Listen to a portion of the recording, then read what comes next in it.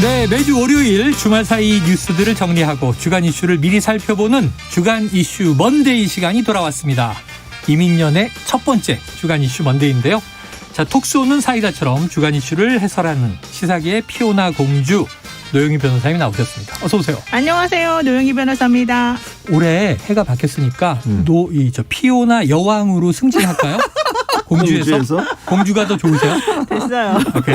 올해까지는 공주로. 네. 내년에는 이제 여왕 승진을 좋습니다. 한번 검토해 보도록 하겠습니다. 이 래퍼는 계급이 없어요. 시사 래퍼 랩진봉 성공회대 신문방송학과 최진봉 교수님 나오셨습니다. 네, 안녕하십니까. 영희 시대에 묻어가는 최진봉 교수입니다. 올해도 영희 시대예요? 네, 영희 시대입니다. 오징어 게임이 시즌 2, 3 나온다니까. 그렇죠. 지켜보도록 하죠. 자, 새해 복 많이 받으시고요. 새해 복 많이 네, 받으세요. 복 많이 받으세요. 올해는 정말. 네. 자, 두 분 청취자분들께 덕담 한 말씀 해주셔야죠. 노공주님. 너무 당황스럽습니다. 네, 제 친구분들을 제가 영친이라고 부릅니다. 영희 친구들. 영희 친구, 영친. 네, 영친이들 여러분 너무 감사드리고 새해는 행복하시고 꼭 부자 되세요. 부자 되세요. 네. 중요하죠. 자본주의 사회인지라. 최 교수님은요? 네, 청취자 여러분들 늘 최영일의 싸움부 사랑해 주셔서 감사드리고 늘 건강하시고 행복한 한 해 되시기를 바라겠습니다. 네, 고맙습니다. 자, 이렇게 덕담을 들었고 함께 행복해졌으면 좋겠습니다. 올해도. 자, 여야 대선 후보들의 신년사를 한번 듣고 이야기를 나눠보죠. 이재명, 윤석열, 심상정, 안철수 후보의 목소리를 두루 들어보겠습니다. 과거로 돌아가느냐, 통합과 경제 부흥의 희망찬 미래로 나아가느냐를 결정하는 힘은 결국 우리 국민들께서 나옵니다. 올해는 힘을 모아 코로나를 이겨내고 국민이 행복한 새로운 대한민국의 길을 함께 열어갑시다. 2022년 시민의 삶이 선진국인 나라 꼭 만들겠습니다. 대한민국의 새로운 희망을 우리 국민 여러분과 함께 쓰겠습니다. 땀 흘린 만큼 성과를 얻을 수 있는 사회. 사회 곳곳에 정의와 공정이 뿌리 내린 사회를 만드는 겁니다. 네, 키워드가 민생, 행복, 희망, 정의. 신년사에는 좋은 얘기가 담겼습니다만 이대로만 되면 얼마나 좋겠습니까? 자, 두 분 시사와 정치를 넘나들면서 평론을 해 주시니까 2022년 새해 소망을 하나씩 말씀해 주신다면 최 교수님은요? 대선 후보들한테 부탁을 드린다면 그 소망 중에 바란다면 품격 있는 얘기를 좀 했으면 좋겠어요. 막말 좀 그만하고. 네. 대선 후보가 돼가지고 막말하고 가짠타고 이런 얘기 하면 안 되잖아요. 듣는 사람들 상당히 기분 나쁩니다. 네. 그러니까 비판하고 상대방에 대해서 문제점을 지적하는 건 충분히 저는 할 수 있다고 생각해요. 네. 그러나 그것도 말의 품격을 지키면서 하는 것이지 대선 후보가 품격이 떨어지면 함께 유권자로 참여하는 국민 입장에 상당히 불편합니다. 네. 그런 부분들이 서로에게 모든 대선 후보가 그런 부분들을 잘 지켜줬으면 좋겠다 이런 생각이 듭니다. 네. 자, 그러면 노 변호사님은요? 사실 제가 여기 이제 인서트로 이렇게 후보들의 이름하고 후보들이 한 말이 적혀 있거든요. 그래서 후보들의 이름을 다 가리고서 딱 내용을 봤어요. 예. 네. 누가 해도 똑같은 말인 거예요. 하나마나 한 말이다. 네, 다 의미가 없는 이거 말이에요. 센 비판인데요. 자, 제가 1월 1일하고 1월 2일 날 시간이 좀 있어가지고 네. 집에서 이제 TV를 봤는데 중국 드라마를 봤어요. 중국 드라마 요즘에 옛날처럼 좀 유치한 면이 있긴 합니다만은 그게 재밌죠. 봤는데 너무 재밌는데 네. 그 중에 하나 배운 게 있어요. 침묵 주술이라는 게 있어요. 침묵 주술. 그러니까 상대방이 너무 말도 안 되는 소리 하거나 똑같은 얘기 하거나 지키지 않을 약속하거나 국민을 깔보거나 나를 괴롭힐 때 네네. 내가 쓸 수 있는 게 침묵 주술. 딱 침묵 30분 이거거든요. 아, 저 이분들한테 하고 싶어요. 상대의 입을 30분 동안 봉하는 거군요. 입은 안 봉해. 말소리만 안 나와. 이분 이렇게 움직이는 말. 네. 야, 그런 주술 배우고 싶은데요. 너무 배우고 싶지 않아요? 네. 야, 아주 이 신통한 주술을 하나 보고 오셨습니다. 하지만 현실에는 이제 없고요. 네. 자, 오늘 속보가 쏟아졌기 때문에 이 얘기 안 여쭤볼 수가 없죠. 국민의힘 선대위 대대적 재편 중요한 문제겠죠. 왜냐하면 연말까지 이준석 대표와 또 이 관련한 공방이 있었는데 그런데 오늘 제가 놀란 건 대선 후보가 일정을 잠정 중단한다. 지금 이제 두 달 남짓 남았는데 한시가 급한데 최 교수님 왜 이렇게까지 했을까요?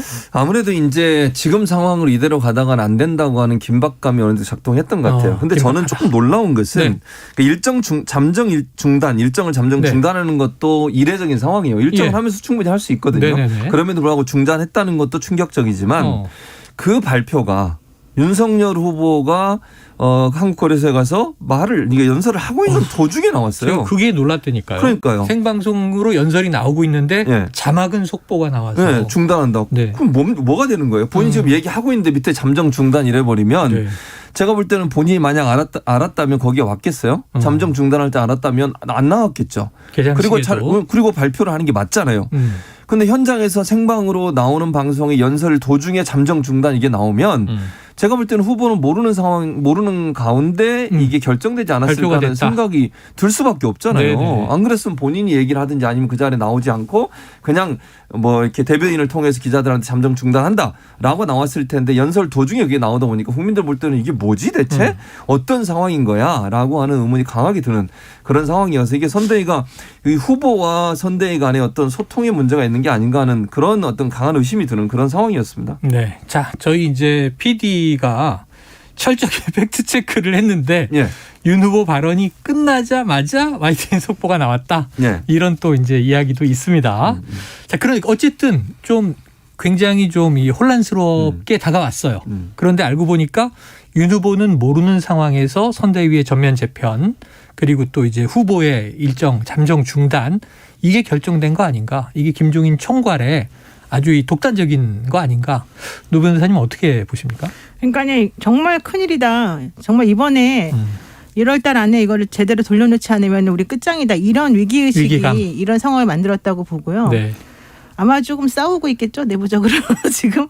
왜냐하면 선대위 관련해가지고 김종인 위원장이 총괄이 내가 뭐 이렇게 선대위를 개편하는 데 있어서 후보랑 꼭 얘기할 필요가 뭐가 있냐.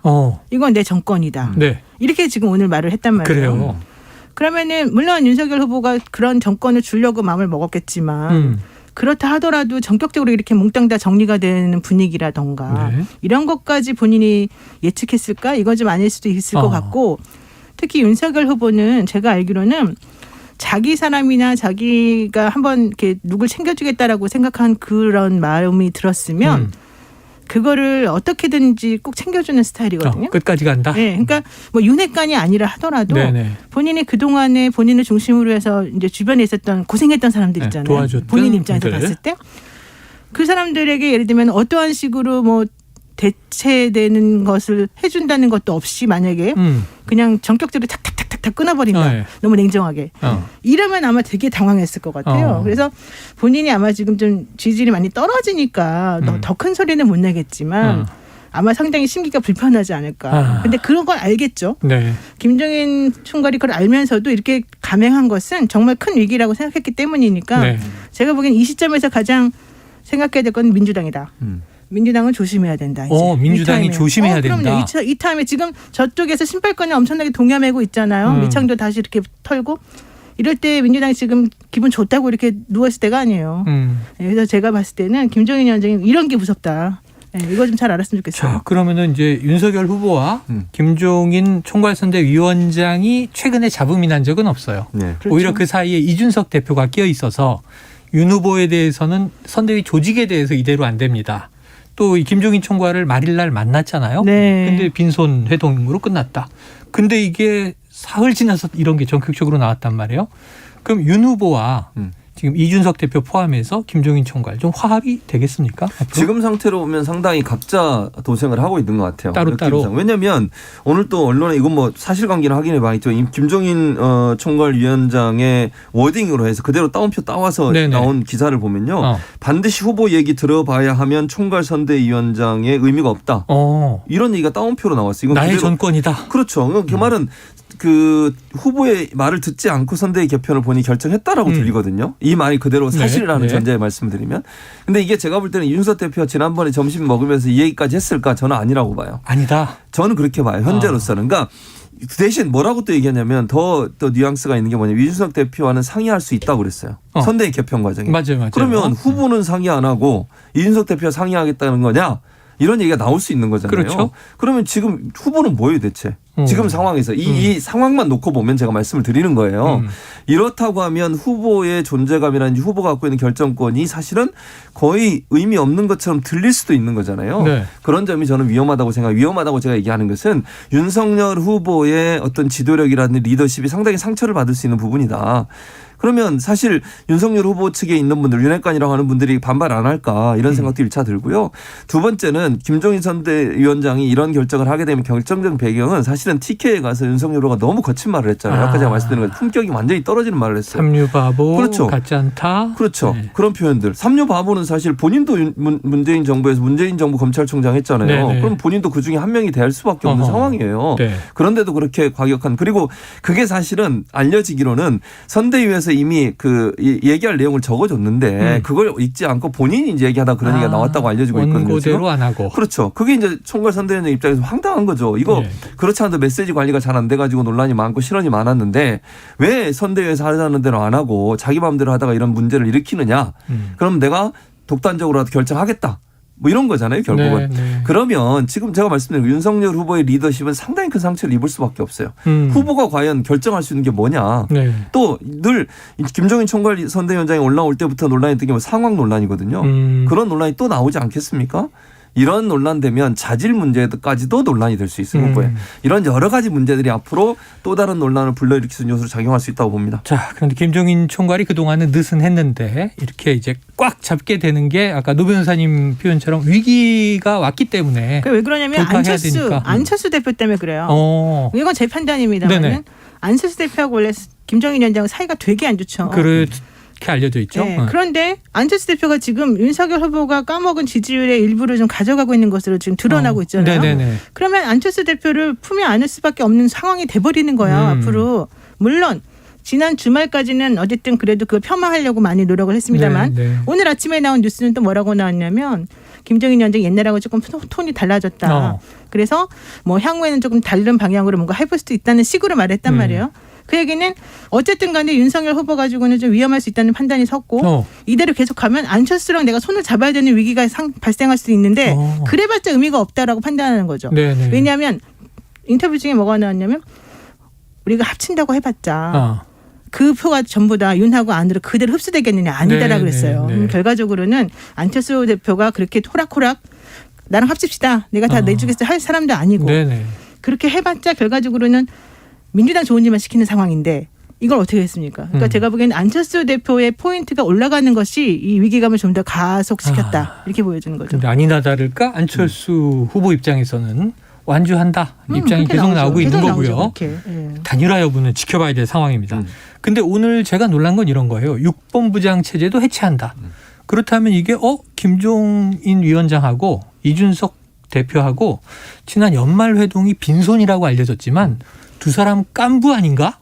컴비인가? 이 생각을 했거든요. 어떻게 보세요? 그러니까 일단 저는 아까 이제 말씀드린 것처럼 차영일 지금 누군가 얘기한 것처럼 무슨 지금 선대위 개편 이런 것까지 구체적으로 얘기했을 가능성이 저는 좀 낮다고 보는데 아까도 그렇게 얘기하셨죠. 그럼에도 불구하고 지금 말씀하신 깐부 역할을 할 수 있다고 생각하는 것은 지금의 위기 상황에서 이 위기를 해결할 수 있는 하나의 방도를 이준석 대표가 갖고 있다는 걸 인정하는 것 같아요. 김종인 총괄 선대위원장 입장에서는. 그러니까 특히 이제 20, 30대, 20대 남성으로부터 이대남으로부터 지지가 완전히 빠지고 있거든요. 지금. 그런 상황에서 이대남의 지지를 끌어오지 못하면 윤석열 후보가 다시 지지율 상승이 오기가 어려운 상황이라고 판단한 것 같고 그 부분에 있어 이준석 대표에 대해서 어떤 기대감을 갖고 있는 게 아닌가 하는 생각이 든다는 거죠. 제 말은. 그래서 그런 부분들을 차용할 수는 있다고 생각해요. 다만 그럼 이준석 대표가 바로 들어올 거냐 그건 조금 저는 시간이 걸릴 거라고 생각하거든요. 당장 들어오는 것보다는. 그래서 김종인 총괄 선대위원장 입장에서는 위기 상황에서 이준석 대표와 함께 하는 것이 위기를 극복할 수 있는 방안이다. 왜냐하면 사실 리스크가 여러 가지가 있잖아요. 김건희 씨 리스크도 있고 윤 후보 자체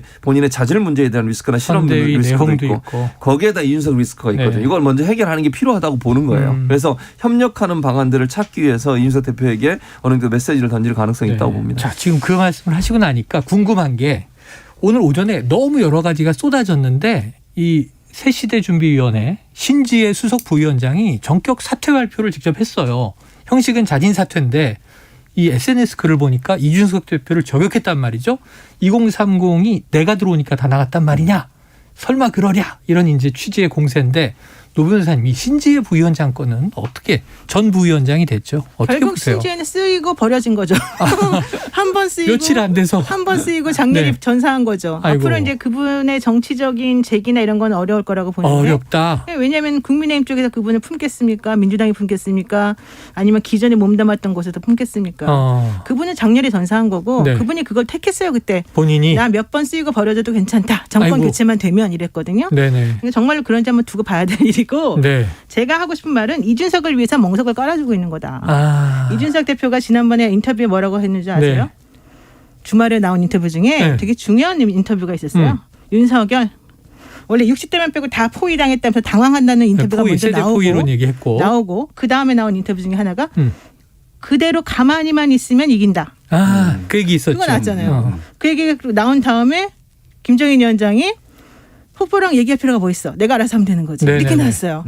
근데 그거를 이준석하고 얘기하겠다라고 하잖아요. 그러면 이준석 대표하고 김정인 위원장 우리들이 알아서 할 테니까 넌 가만 좀 있어라. 이렇게 되는 거예요. 그러면서 신지혜 제거시켜주고 네네. 이렇게 저렇게 다 그냥 빠지는 거예요. 이준석이 일하기 편하게.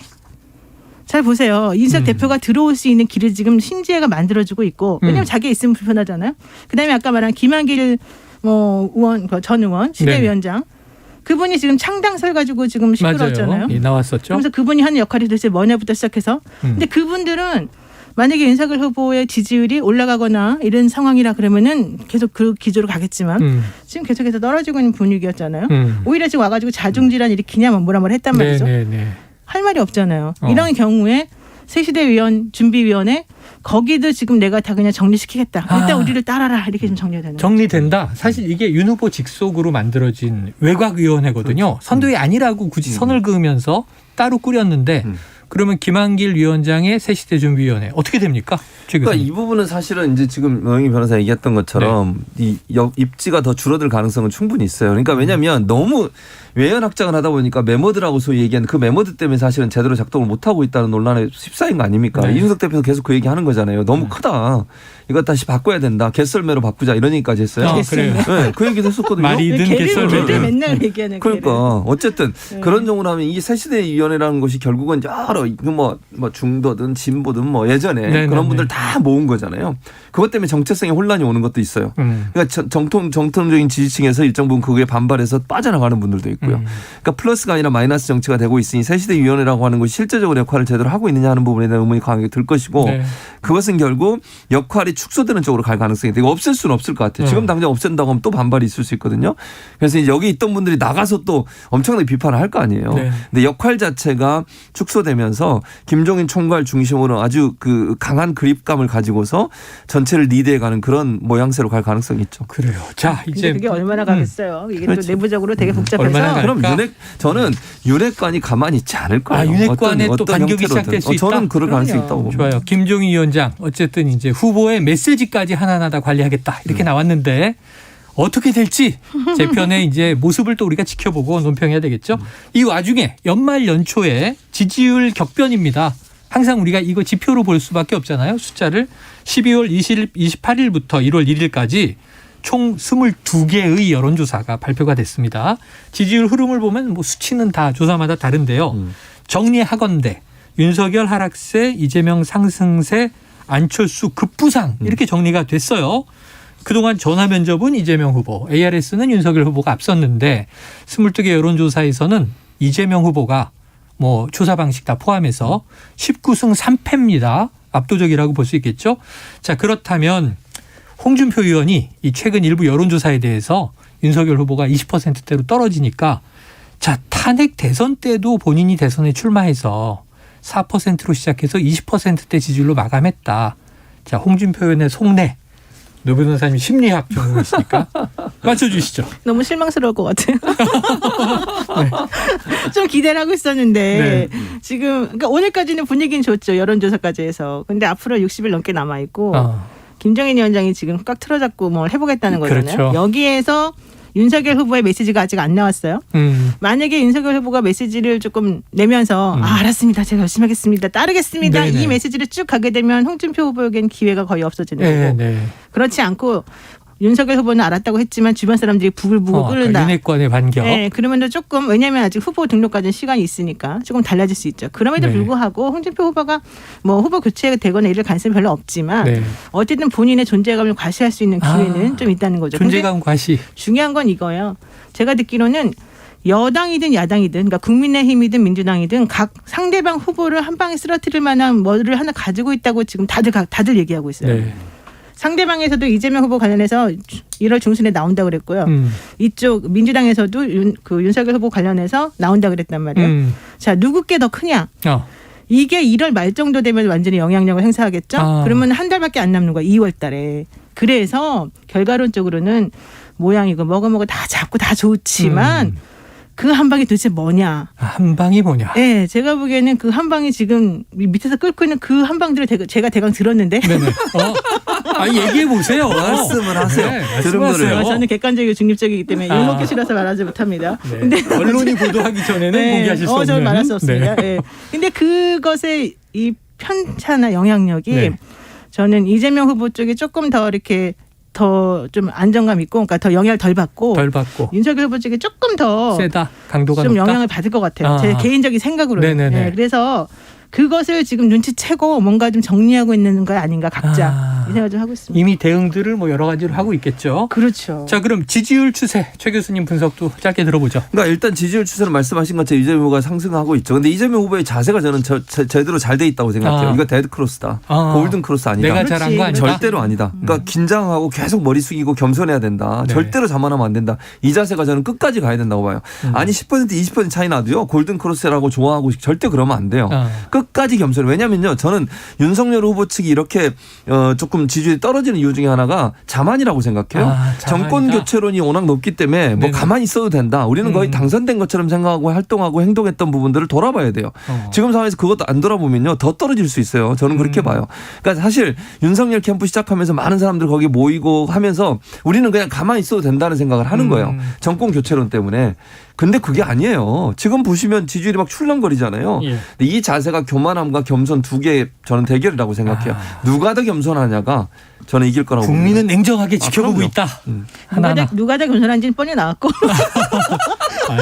중요한 건 컨텐츠. 남아 있는데 왜 그러세요? 중요한 건 컨텐츠. 객관. 아니 나는 컨텐츠라고 봐. 컨텐츠. 지금 태도를 최 교수님이 강조해 주셨는데 컨텐츠. 여러분 이제 앞으로는 컨텐츠 싸움이다. 컨텐츠 싸움이다. 자, 이 와중에 새해 여론조사들이 아까 언급드렸지만 안철수 후보의 약진이 눈에 띕니다. 하나만 뽑아볼게요. KSOI 조사 이재명 41%, 윤석열 37.1%, 안철수 9.2%, 심상정 2.2%예요. 많이 올랐는데 31일과 1월 1일 이틀 동안 전국 1,002명을 대상으로 조사했고 세계일보가 리서치앤리서치에 의뢰해서 조사한 내용입니다. 네네. 이렇게 보면은 안철수 후보를 놓고 양당에서 러브콜이 막 나오고 있잖아요. 그러면은 이 판도는 어떻게 흘러갈까요? 저는 안철수 후보는 사실 국민들이 아직까지는 보수 진영의 후보군에 포함시켜 놓고 있다고 저는 생각해요. 그러니까 윤석열 후보 입장에서는 더 골치 아픈 일이 하나 생긴 거예요. 저는 그렇게 봐요. 왜냐하면 변수가 툭 튀어나왔다. 당연하죠. 단일화 변수가 올 수밖에 없어요. 만약 이제 안철수 후보가 두 자릿수로 계속 간다고 생각해 보세요. 1월 말까지. 그러면요, 이거 단일화를 어떻게 하느냐가 엄청 고민스러울 거예요. 단일화 과정에서 안철수 후보는 만약에 지지율이 두 자릿수 계속 가자는 어떤 희망까지 갔냐면 나로 단일화될 수도 있겠구나 생각을 할 거예요. 그렇겠죠. 후보 교체론이 나오고 있는 상황이잖아요, 지금. 그런 상황이라고 하면 이게 국민 여론조사하면 두 사람 중에 한 명 뽑으라면 본인이 될 수 있다는 생각하지 않겠어요? 그러니까 제가 볼 때는 안철수 후보 입장에서 희망을 갖는 거예요. 윤석열 후보의 지지율이 떨어지고 윤석열 후보의 문제점이 자꾸 부각되면 부각될수록 본인으로 단일화될 수 있겠다는 생각을 할 수 있다는 거죠. 그리고 보수 진영에서는요.